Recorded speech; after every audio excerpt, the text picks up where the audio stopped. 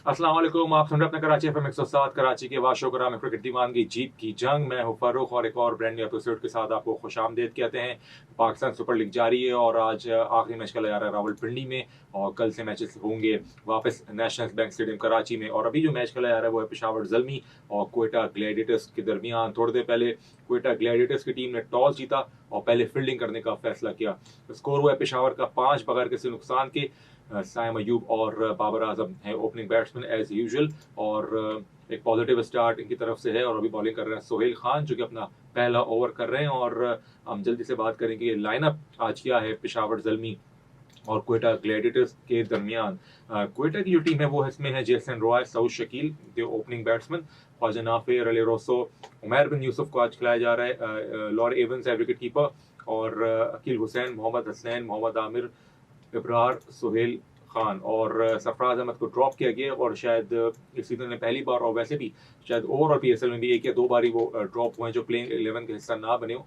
तो lorry Evans जो कि ओवरसीज प्लेयर हैं वो विकेट कीपिंग के फराइज अंजाम देंगे। उसके अलावा उमैर बिन यूसुफ को as a batsman specialist batsman middle order player के तौर पर उनको इंक्लूड किया गया है और अच्छी अपॉर्चुनिटी यंगस्टर के लिए।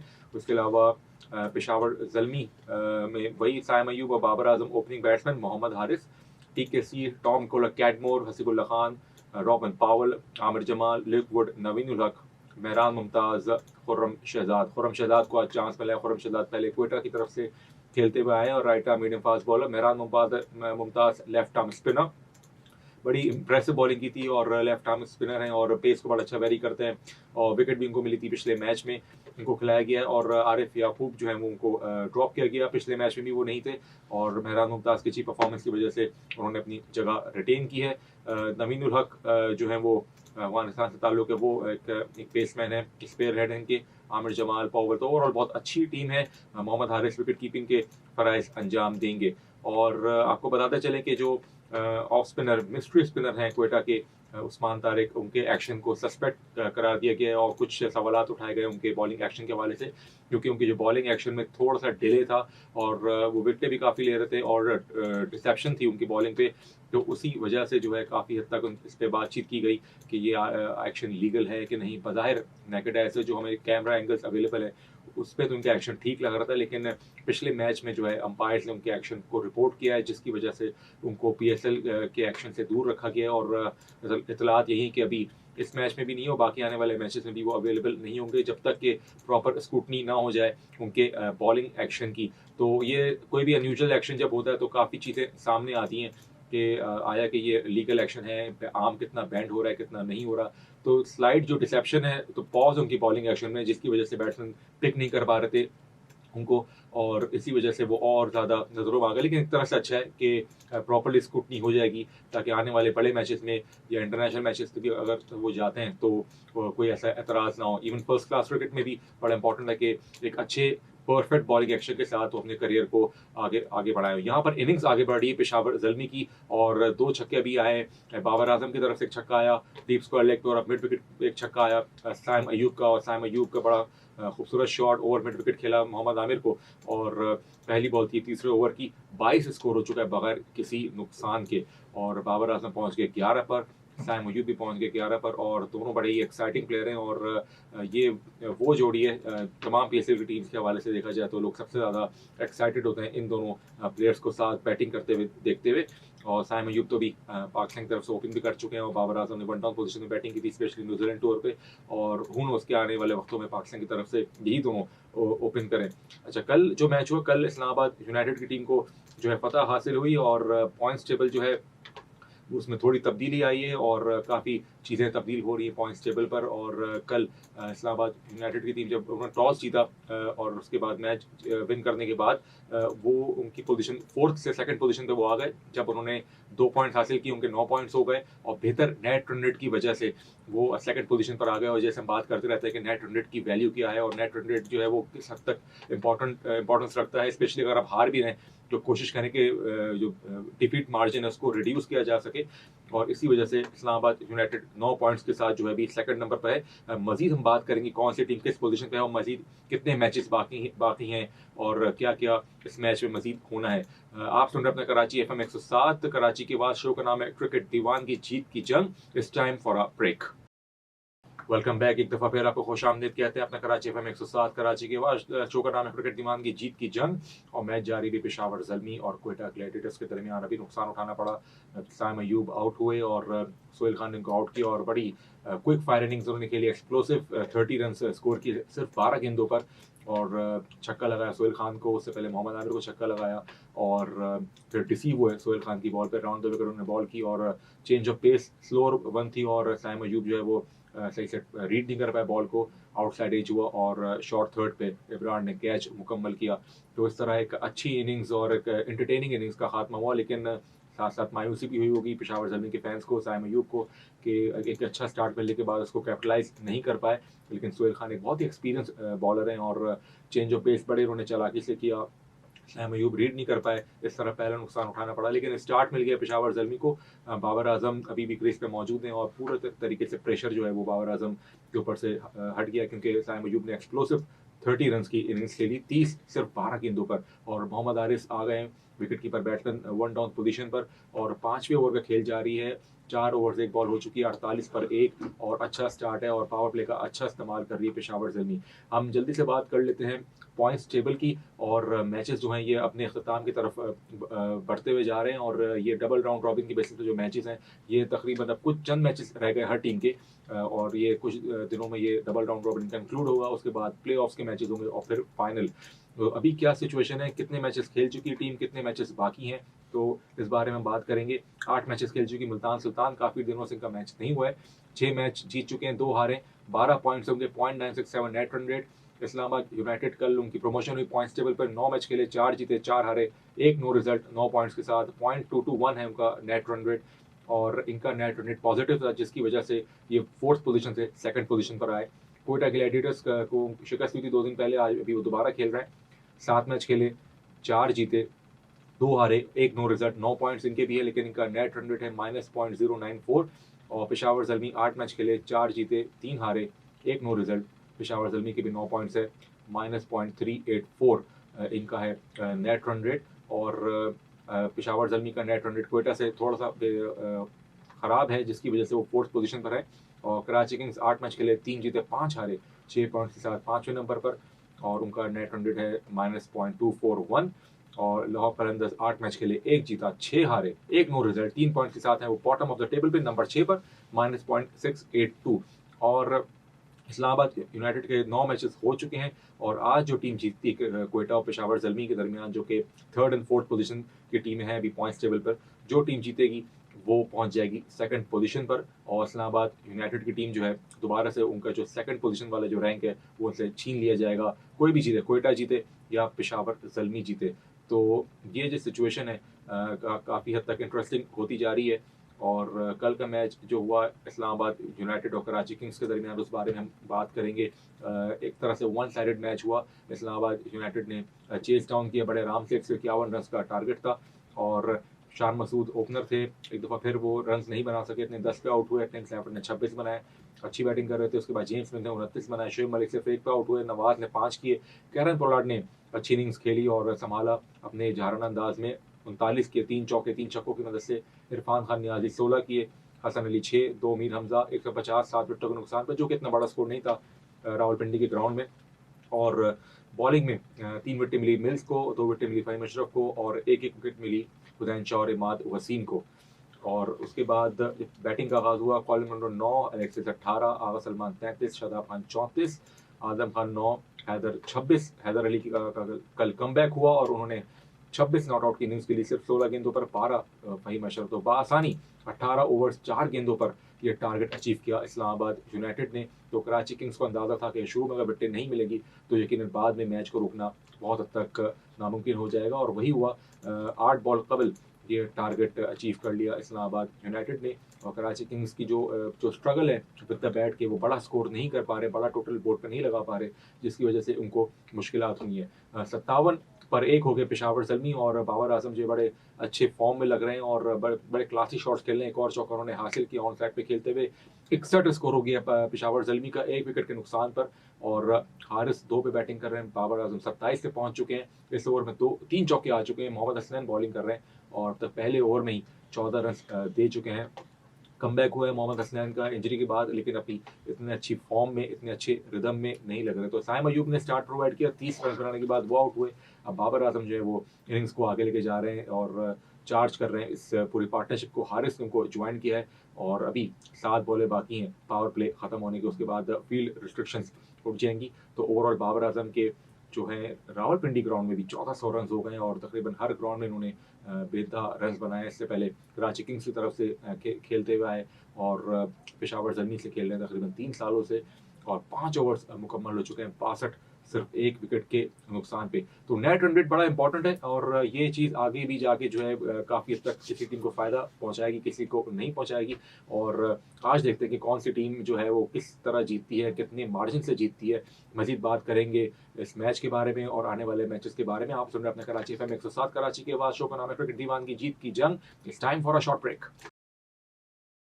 Welcome back. एक दफा फिर आपको खुशामदीद कहते हैं अपना कराची FM 107 कराची के आवाज़। शो का नाम है क्रिकेट दीवान की जीत की जंग। मैच जारी है पेशावर ज़ल्मी और क्वेटा ग्लैडिएटर्स के दरमियान रावलपिंडी में और ये आखिरी मैच रावलपिंडी में खेले जा रहा है और उसके बाद तमाम मैचेस जो हैं इंक्लूडिंग द फाइनल वो होंगे नेशनल बैंक स्टेडियम कराची में। और डबल राउंड रॉबिन के मैचेस जो हैं उसी तरह से जारी हैं। अब चंद मैचेस ही बचे हैं टीमों के लिए और ये बड़ा इंपॉर्टेंट है कि कौन सारी टीमें जो है बकिया मैचेस जीतें और अच्छे मार्जिन से जीतें और नेट रन रेट का भी ख्याल करें। हम नेट रन रेट की बात कर रहे थे और थोड़ा सा हम बताते चले अपने सुनने वालों को जो नेट रन रेट कैसे कैलकुलेट होता है। और कुछ लोगों को तो पता ही होगा, जिनको नहीं पता उनके बारे में छोटी सी एग्जाम्पल हम देते हैं कि मिसाल के तौर पर टीम ए ने पहले बैटिंग की, उन्होंने 200 स्कोर किया 20 ओवर्स में।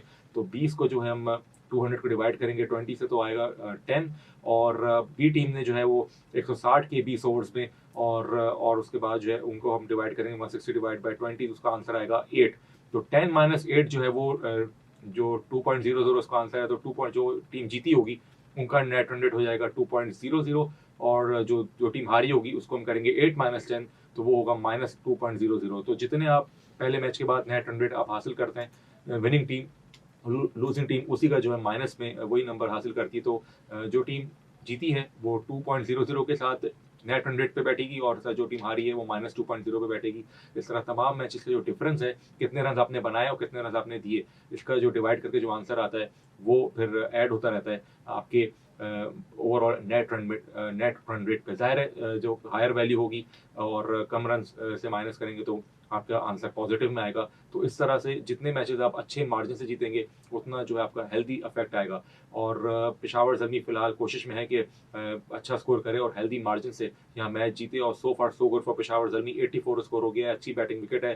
बाबर आजम अपने क्लासी स्ट्रोक्स खेल रहे हैं और अभी उन्होंने एक और चौका हासिल किया। मोहम्मद हसनैन मुकम्मल तौर पर स्ट्रगल करते हुए कमबैक किया उन्होंने पेशावर क्वेटा ग्लैडिएटर्स के लिए और यहाँ पर outside the off stump ball को बाबर आजम ने पहुंचा दिया बाउंड्री की तरफ। साइम अयूब आउट हो चुके हैं बड़ा अच्छा स्टार्ट देने के बाद, लेकिन बाबर आजम जो है अब अपनी क्लास इनिंग्स खेलते हुए 39 से पहुंच चुके हैं 21 गेंदों के सामने की। और ओवरऑल बाबर आजम का स्ट्राइक रेट जो है वो इस सीजन बहुत अच्छा रहा है और उनको स्ट्राइक रोटेशन भी देखने में मिल रही है और बड़े शॉट्स भी देखने को मिल रहे हैं और टाइम स्पेंड करने के साथ साथ वो एंकर भी कर रहे हैं इनिंग्स को। हारिस उनका साथ दे रहे हैं, 13 रन पे बैटिंग कर चुके हैं, 13 रन से पहुंच चुके हैं, 10 बॉलों का सामना है। बहुत अच्छा क्राउड है रावलपिंडी में और almost packed house once again.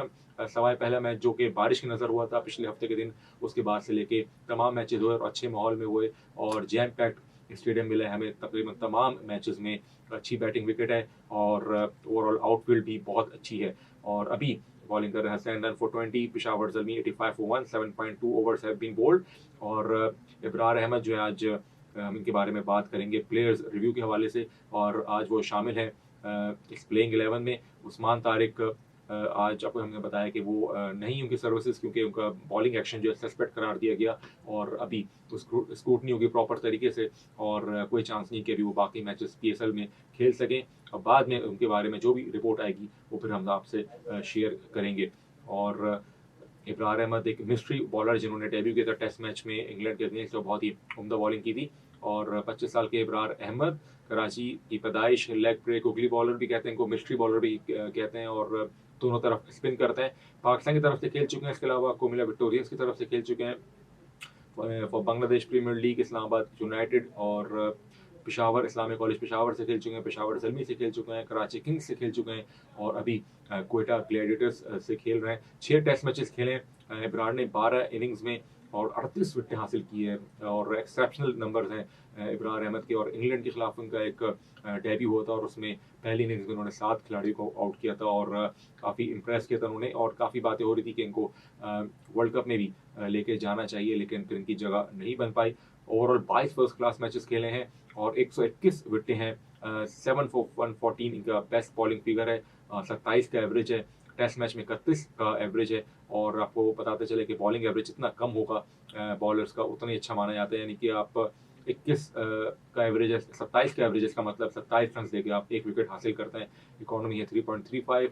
List है क्रिकेट, 12 मैच 11 इनिंग्स में इनकी 17 विकेटें और 25 का एवरेज है, which is also very good. T20 में ओवरऑल 27 मैचेस खेले, ज़्यादा इनका भी तजुर्बा नहीं है, लेकिन यंग है और अभी बहुत क्रिकेट बाकी है इनकी, और 33 विकेटें हासिल कर चुके हैं। और एज अ बैट्समैन तो उनके कोई खास क्रेडेंशियल्स नहीं है, क्योंकि टिपिकल टेल एंडर है और नीचे बॉलिंग करते हैं। तो अभी ही और इब्रार अहमद एक ही ओवर उन्होंने कराए और 8 रन दिए, कोई खिलाड़ी को आउट नहीं किया। उसके अलावा अकील हुसैन बॉलिंग कर चुके हैं, हसनैन है और सुहेल खान है। तो यहाँ पर विकेट की तलाश है, किसी भी तरह इस पार्टनरशिप को ब्रेक किया जाए। मोहम्मद हारिस 20 से पहुंच चुके, 12 गेंदों का सामना किया और खास इनका जो है वो इनकी परफॉर्मेंस नहीं रही है हारिस की इस PSL में। और हारिस जो है एक एग्रेसिव माइंडसेट के साथ खेलते हैं और इनको एक दफ़ा अगर इनका रन्स आना शुरू हो जाए तो बहुत मुश्किल होता है इनको रोकना।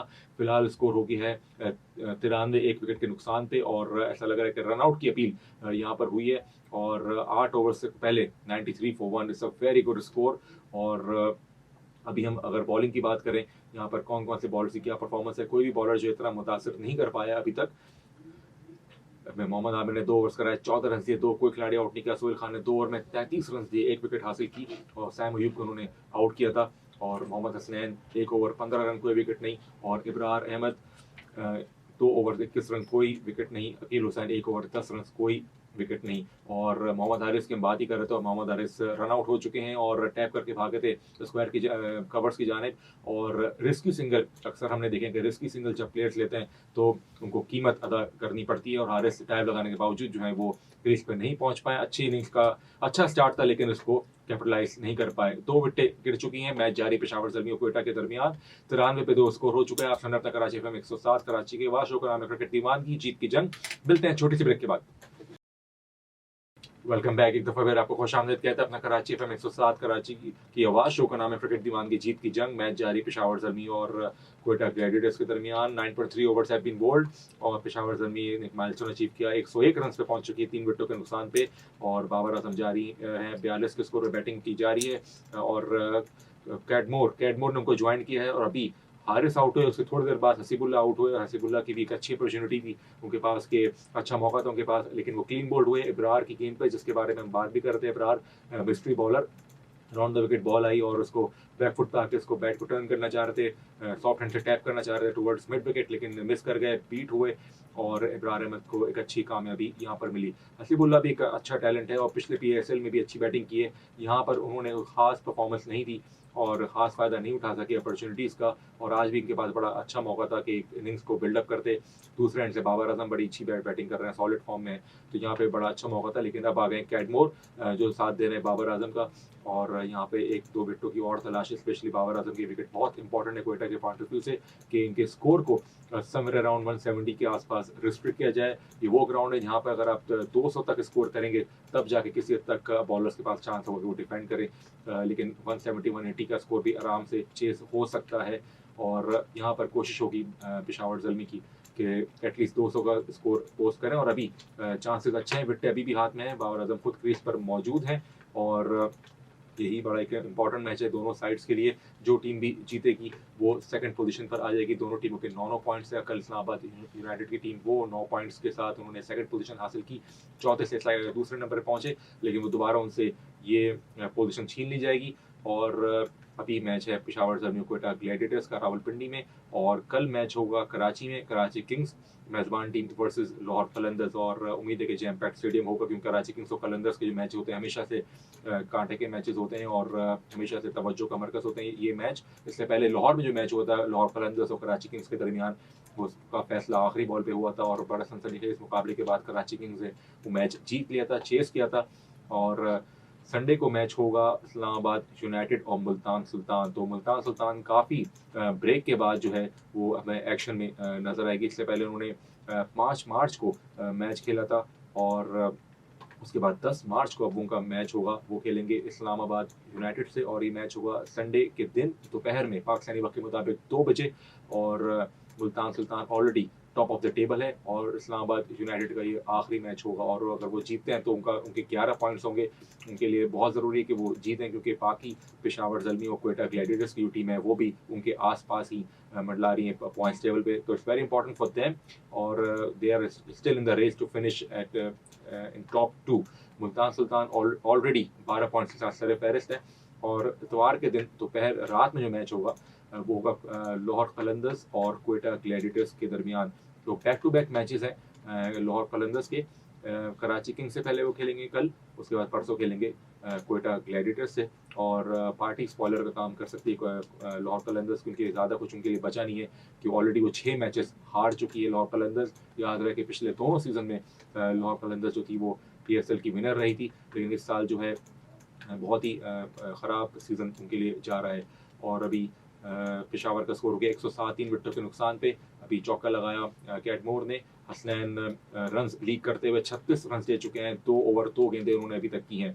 और वापस चलना स्केड्यूल की तरफ, सुपर संडे में हमारे पास डबल हेडर है, इस्लामाबाद वर्सेस मुल्तान सुल्तान, और दोपहर में और शाम में होगा लाहौर कलंदर्स वर्सेस क्वेटा ग्लैडिएटर्स। फिर 11 मार्च बरोज़ पीर मैच होगा कराची किंग्स वर्सेस पेशावर ज़ल्मी, और ये मैच होगा रात 9 बजे। और संडे को जो मैच है वो भी रात को 9 बजे होगा, और क्योंकि रमज़ान मुबारक की आमद है तो ये टाइम उन्होंने पहले ही 9 बजे का रखा है, क्योंकि बरोज़ पीर भी पहला रोज़ा हो सकता है। और मंगल के दिन रात 9 बजे मैच होगा मुल्तान सुल्तान और क्वेटा ग्लैडिएटर्स का, जो कि डबल राउंड रॉबिन का आखिरी मैच होगा। उसके बाद प्ले ऑफ्स का सिलसिला शुरू होगा। और ये सारी वो टीमें, स्पेशली कराची किंग्स के पास भी चांस है, अगर वो लाहौर कलंदर्स को हराते हैं, उसके बाद ज़ल्मी को हराते हैं तो उनके 10 पॉइंट्स हो जाएंगे। और यहाँ पर अगर क्वेटा की टीम हारती है मैच, अपने दोनों मैच हारती है, तो कराची किंग्स के लिए बड़ा अच्छा हो जाएगा कि वो टॉप 4 में फिनिश करे। और इन दी एंड वही बात है कि नेट रन रेट का भी एक बड़ा फैक्टर आ सकता है, प्लस 1 पॉइंट जो उनको मिला है बारिश की वजह से, तो ऑड नंबर पे भी 2 टीमें चल रही हैं। तो ये देखना होगा, 1 से 2 दिन में चीज़ें काफ़ी हद तक क्लियर हो जाएंगी। और कराची किंग्स को कल का मैच लाजमी जीतना होगा। कल अगर कलंदर्स की टीम जीत जाएगी तो कराची किंग्स के लिए भी सफ़र जो है तकरीबन ख़त्म हो जाएगा, उनकी इम्कानात जो है वो ख़त्म हो जाएंगे टॉप 4 में पहुँचने के लिए। और फिर जो टॉप 4 टीम्स हैं क्वेटा, इस्लामाबाद, पेशावर और मुल्तान, उनके लिए उनके दरमियान एक ये कॉन्टेस्ट होगा। ये चीज़ देखने में मिलेगी हमें कि कौन सी 2 टीमें टॉप 2 में फिनिश करती हैं। प्ले ऑफ्स के मैच जो होंगे वो होंगे 14 मार्च को नंबर 1 नंबर 2 के दरमियान। उसके बाद जो है 15 मार्च को मैच होगा नंबर 3 और नंबर 4 पोजीशन के दरमियान। जो टीम हारेगी वो घर जाएगी और जो जीतेगी वो खेलेगी नंबर 1 और नंबर 2 के लूजर से। और फिर एलिमिनेटेड 2 कह लें या क्वालिफाइड 2 कह लें, वो होगा सैटरडे को। और फिर संडे को होगा ब्रेक। और फिर मंडे को 18 मार्च बरोज़ पीर फाइनल खेला जाएगा नेशनल बैंक स्टेडियम कराची में। और इस बार थोड़ी अनयूजुअल चीज़ है कि यहाँ पर जो है वो फाइनल जो है ना सैटरडे को है ना संडे को है, फाइनल खेला जाएगा बरोज़ पीर, क्योंकि स्केजुलिंग जो है इस तरह से बनी है, क्योंकि पहले इलेक्शंस की डेट की वजह से PSL की डेट थोड़ी मुतासर हुई, फिर रमज़ान मुबारक की वजह से भी मैचेस को इस तरह से एडजस्ट किया गया, और बीच में ज़ाहिर 4 शहरों में मैचेस करवाने थे। तो इन दी एंड फाइनल खेला जाएगा बरोज़ पीर 18 मार्च पाकिस्तानी वक्त के मुताबिक 9 बजे। फिलहाल स्कोर हो गया 114 3 विकेटों के नुकसान पे। 11वें ओवर का खेल जारी है। बाबर आजम एक और 50 की तरफ रवा दवा हैं और अभी पहुंच चुके हैं 45 के स्कोर पर, और 27 गेंदों का उन्होंने सामना किया है। ये बड़ा ही एक अच्छी फॉर्म है बाबर आजम की। और इम्पॉर्टेंट चीज़ ये है कि इस दफ़ा वो अपने बेहतरीन स्ट्राइक रेट के साथ बैटिंग कर रहे हैं, और बहुत कम मौके पर हमने देखा है कि वो उनसे कहीं वो अनकंफर्टेबल लग रहे हों या उनसे रन्स ना हो रहे हों। विकेट की चारों तरफ वो रन्स कर रहे हैं और विकेटें भी गिरती जा रही हैं। साइम अयूब ने बड़े एक्सप्लोसिव 30 रन की इनिंग्स खेली, और उसके बाद उनको सोहेल खान ने आउट किया और हसीबुल्ला भी जल्दी आउट हो गए और हारिस भी अच्छी बैटिंग कर रहे थे, वो रन आउट हो गए। हम जल्दी से बात करते हैं कि अभी कौन कौन से बैट्समैन अभी आना बाकी हैं।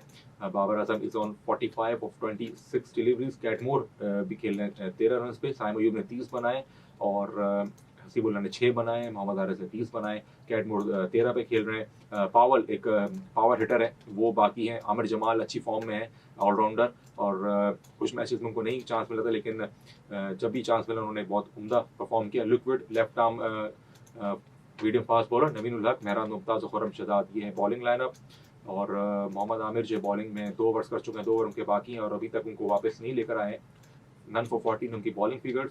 Sohail Khan 1 for 33 of 2 overs. Hasnain none for 41 और Iqrar 1 for 11। Akeel Hussain none for 17। और एक दफ़ा फिर कोयटा की टीम जो है स्पेशलिस्ट 5 बॉलर्स के साथ जा रही है। कोई पार्ट टाइमर हमने अभी तक नहीं देखा है, कि कराची किंग्स हो या लाहौर कलंदर्स हो या कोई भी टीम हो, कम से कम 6 बॉलर्स तो वो यूज़ करते हैं। और इनके पास कोयटा के पास सऊद शकील भी हैं जो अच्छी बॉलिंग कर लेते हैं, लेफ्ट आर्म स्पिनर है, खुद अच्छी फॉर्म में है और पाकिस्तान की तरफ से भी और कुछ पिछले मैचेस में इवन डोमेस्टिक क्रिकेट में भी वो अच्छी डिसेंट लेफ्ट आर्म स्पिन करते हैं, जैसे खुशदिल शाह करते हैं। और कोयटा की टीम में जो बैट्समैन है उसमें इन्होंने उस्मान तारिक तो नहीं, जिनके बारे में बताया कि बॉलिंग एक्शन की वजह से उनको नहीं खिलाया गया। इसमें Jason Roy, Saud Shakeel, Umar Yousuf, Rossouw, Nafay, Laurie Evans, Akeel Hussain, Hasnain, Mohammad Amir, Ibrar और सोहेल खान, ये है प्लेइंग 11।